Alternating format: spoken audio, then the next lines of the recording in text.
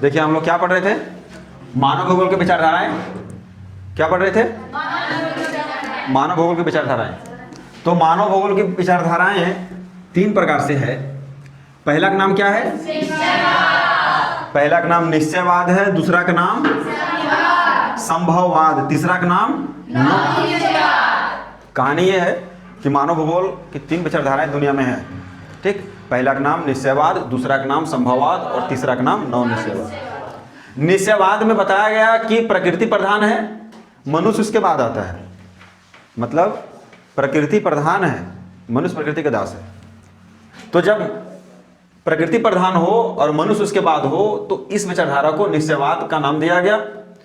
बहुत समय के बाद संभववाद दुनिया में आया, वहां बताया गया कि प्रकृति प्रधान नहीं है, मनुष्य प्रधान है। मनुष्य अपने द्वारा और अपने हाथों से प्रकृति को ठीक करता है या खराब भी करता है। तो दोनों विचारधाराओं में बहुत दिन तक शीत युद्ध चला, शीत युद्ध चला, हम बड़े और हम बड़े।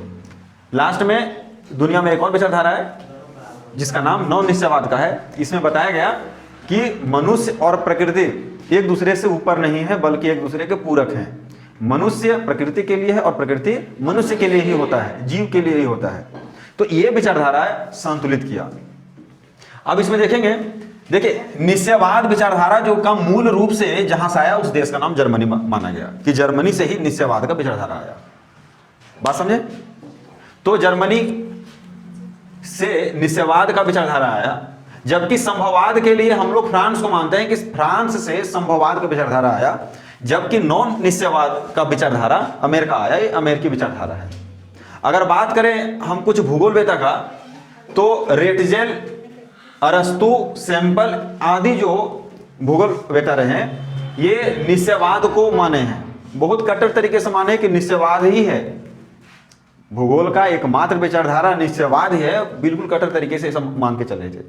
कुछ दिन के बाद समय बीता तो फ्रांस के लोग, जिसमें फेबरे हैं, VLD ब्लास हैं, कार्ल सावर हैं, ये सभी मानने लगे कि नहीं, मनुष्य प्रधान है, प्रकृति प्रधान नहीं है, क्योंकि मनुष्य जो है प्रकृति को अपने हिसाब से बना लेता है।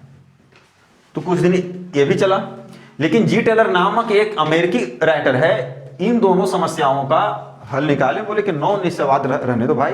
क्यों? क्योंकि ना मनुष्य बड़ा ना प्रकृति बड़ा, दोनों एक दूसरे के पूरक हैं। इसीलिए दुनिया में आज जो आधुनिक विचारधारा भूगोल का है वो नौ निश्चयवाद का है।